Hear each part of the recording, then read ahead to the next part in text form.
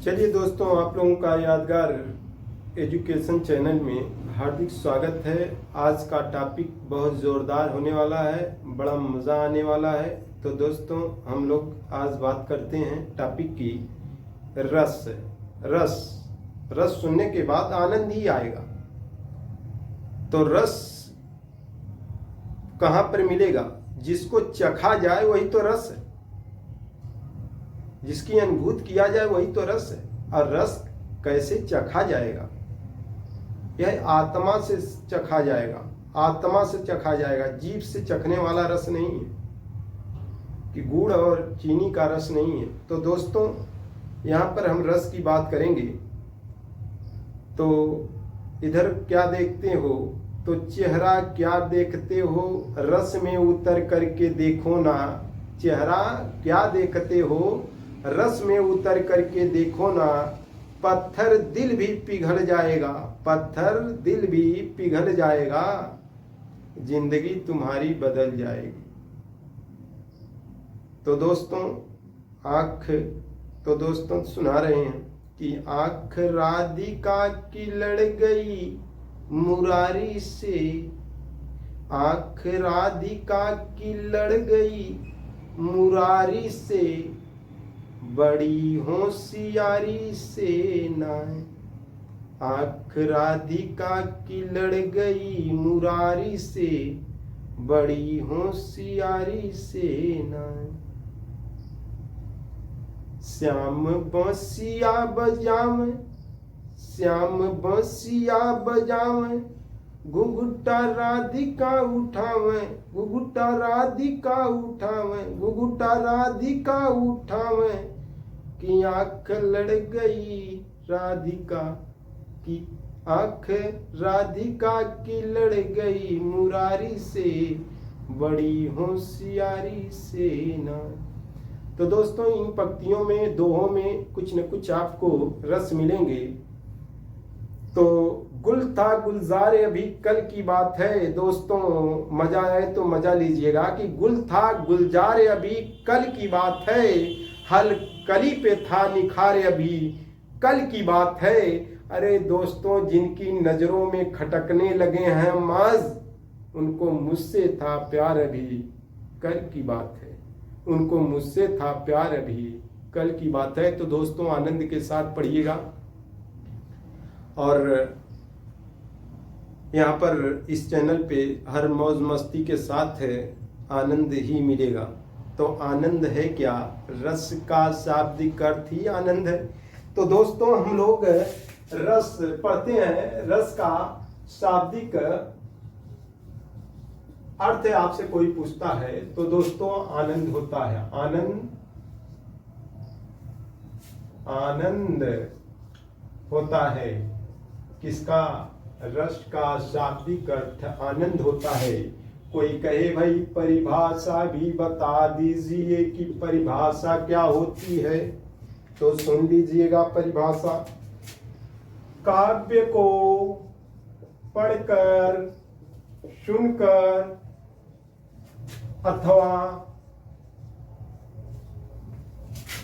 अथवा नाटक को देखकर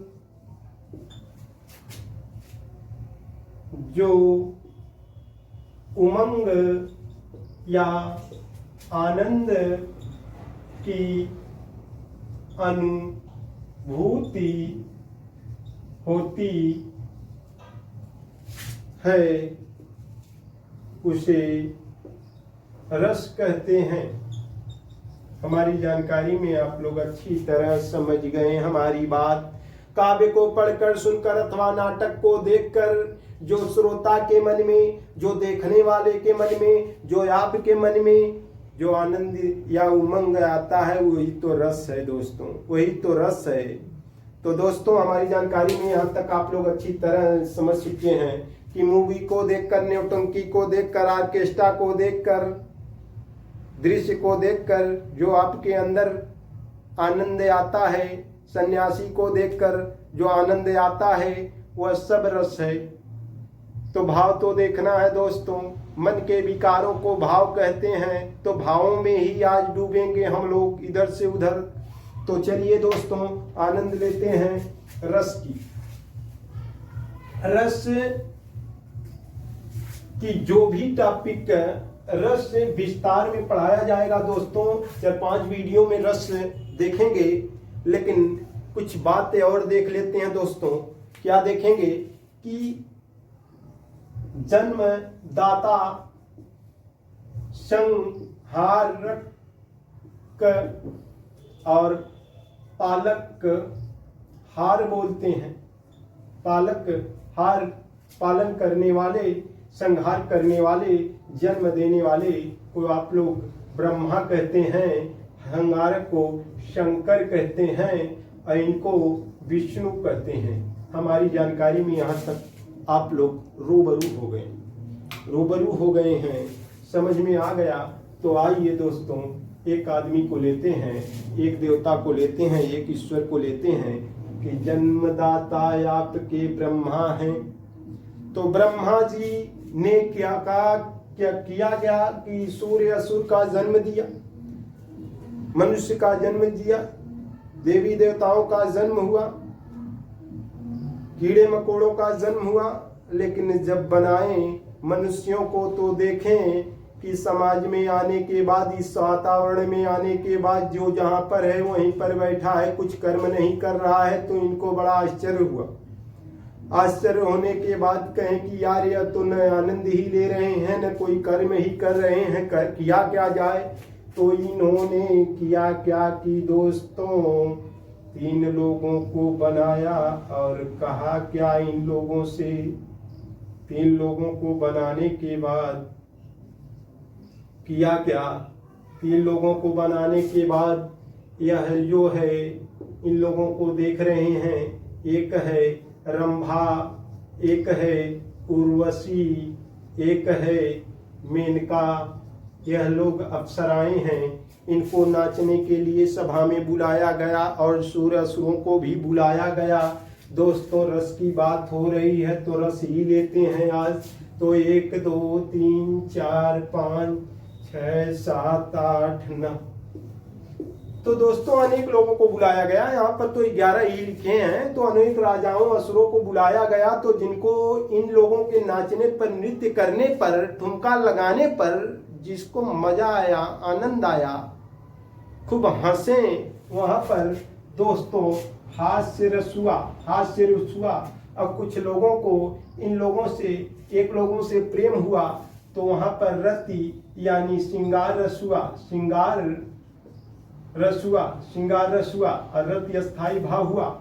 अब उन कुछ लोगों को क्रोध आया तो रौद्र रस हुआ। कुछ लोग घृणा किए तो विभत्स रस हुआ। और कुछ लोगों को इन लोगों से लगाव नहीं हुआ तो शांत रस हो गया, दूसरी तरफ वैराग्य की तरफ चले गए।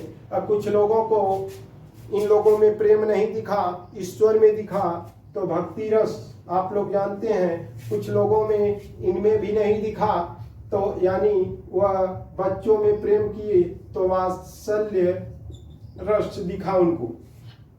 अब उन लोगों को इनसे, यह लोग सूर्य असुर सभी लोग देख रहे हैं। कुछ लोग सोचे कि अभी मारकाट होगा, यहाँ से खिसक लेते हैं, भय लगने लगा तो भयानक रस हो गया। भयानक रस उनको मिला तो भय लगने लगा तो भयानक रस होगा।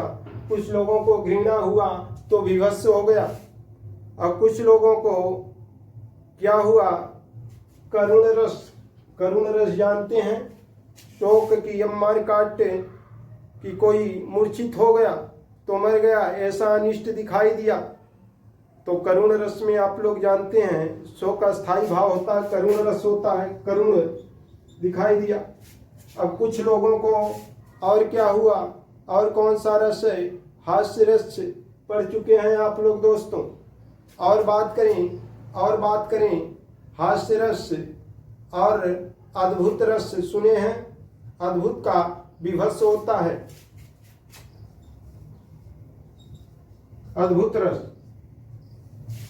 अद्भुत रस दोस्तों।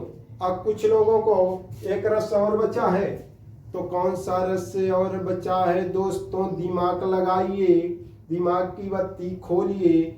वीर रस कुछ लोग इन औरतों के चक्कर में, इन स्त्रियों के अप्सराओं के चक्कर में मार काट करने के लिए उत्साहित हो गए, और उत्साहित हो गए तो वहां पर वीर रस मिला।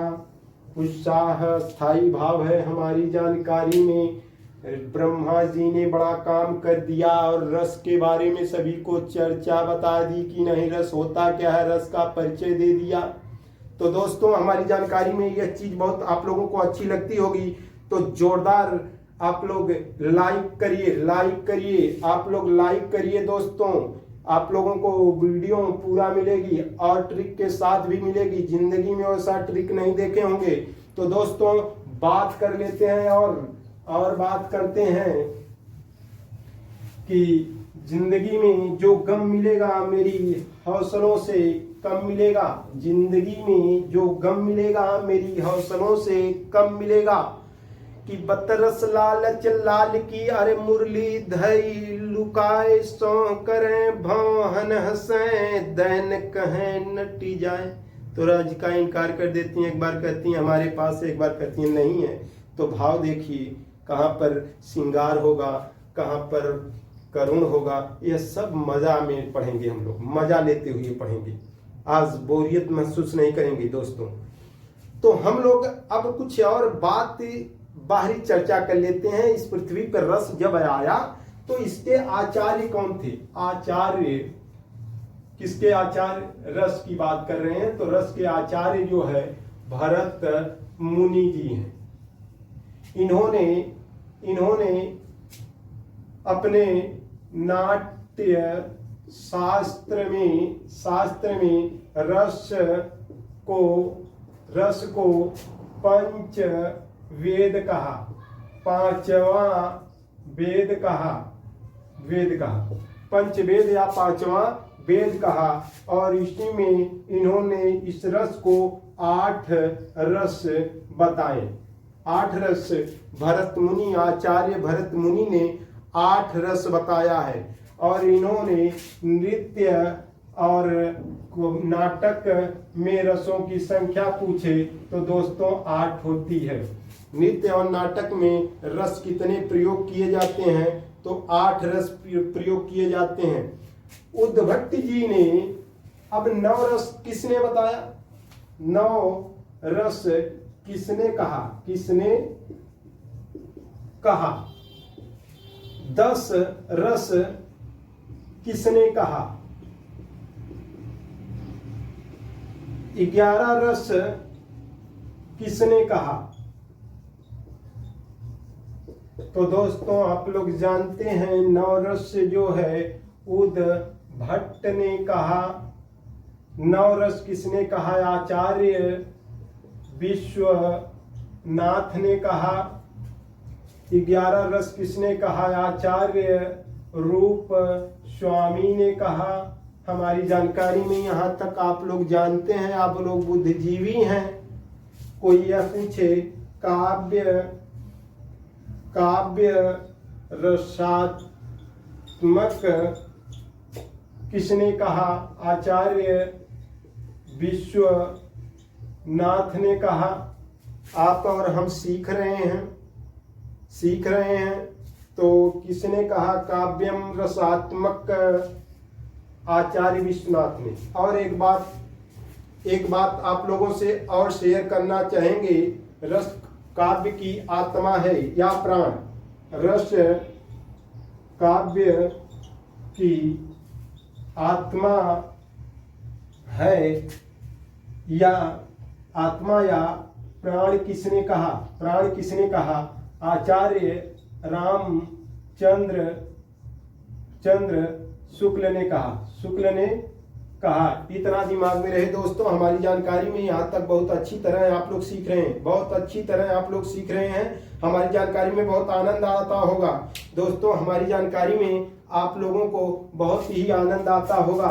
तो दोस्तों आगे बात करते हैं। रस का अन्य नाम कोई पूछे तो रस को हकीकत में 9 रस कहा गया।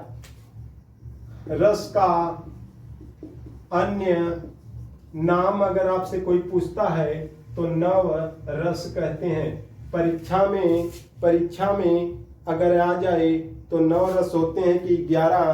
तो आप लोग आधुनिक कवियों ने 11 रस बताया है, इंटर की किताबों में आप लोग देखे होंगे। और मेन रूप से 9 रस हैं। अब 9 दिया रहेगा तो 11 नहीं, 11 दिया रहेगा तो 9 नहीं। तो इतना दिमाग में दोस्तों रहे, नाटक या नृत्य में 8 ही रस होते हैं। हमारी जानकारी में आप लोग यहाँ तक समझ गए होंगे। विभावा, अगर कोई कहे विभावानुभाव, देखिए दोस्तों यह लाइन बहुत इंपॉर्टेंट है। विभावानुभाव व्यभिचारी संयोग, व्यभिचारी संयोग निष्पत्ति। किसने कहा कि विभाव, अनुभाव और व्यभिचारी के योग से रस की निष्पत्ति होती है, उत्पत्ति होती है? भरत मुनि ने कहा था, आचार्य भरत मुनि ने कहा था कि विभावानुभाव व्यभिचारी संयोग निष्पत्ति। यह संस्कृत में बात कर रहे हैं दोस्तों। तो दोस्तों हमारी जानकारी में आप लोग यहाँ तक अच्छी तरह समझ चुके होंगे। अगर कुछ और बात करें दोस्तों, रस के अंग कोई आपसे पूछता है कि रस के अंग कितने हैं, रस के अंग की बात करें तो आप लोग जान चुके हैं 4 हैं। नंबर 1 है अस्थाई भाव, अस्थाई भाव। नंबर 2 है विभाव। नंबर 3 है अनुभाव। नंबर 4 है दोस्तों अनुभाव, विभाव, संचारी भाव। संचारी भाव या व्यभिचारी भाव या क्षणिक भाव, इन तीनों नामों से अगर इनकी संख्या पूछे तो 9 होता है या 11। इनका भेद पूछे विभाव का तो मुख्य रूप से 2 होते हैं। अनुभाव का पूछे तो मुख्य रूप से 2 होते हैं या 4 होते हैं। और संचारी भाव की संख्या पूछता है दोस्तों तो संख्या 33 होती है। संख्या कितनी होती है दोस्तों? 33 होती है। यह दिमाग में रहे दोस्तों। और कुछ बात हम लोग कर लेते हैं। तो क्या करें, भाव का अर्थ क्या है? कोई पूछे भाव, भाव लिखे हैं क्या अर्थ है? तो भाव का मतलब है मन के विचारों को या विकारों को, मन के विचारों या विकारों को भाव कहते हैं। मन के विचारों को या विकारों को भाव कहते हैं। दोस्तों हमारी जानकारी में आप लोग यहाँ तक अच्छी तरह समझ चुके हैं। तो 9 या 11 स्थायी भाव हैं। तो दोस्तों आप लोगों को जोरदार ट्रिक दे रहे हैं, लास्ट में आप लोगों को जोरदार ट्रिक दे रहे हैं। तो दोस्तों लास्ट तक देखने वाले दोस्त इससे फायदा लेने वाले हैं, इससे फायदा लेने वाले हैं। कोई दीवाना कहता है, कोई पागल समझता है, इस धरती की बेचैनी को बादल समझता है। तुम मुझसे दूर कैसे है, मैं तुझसे दूर कैसे हूँ, ये तेरा दिल समझता है, ये मेरा दिल समझता है। तो दोस्तों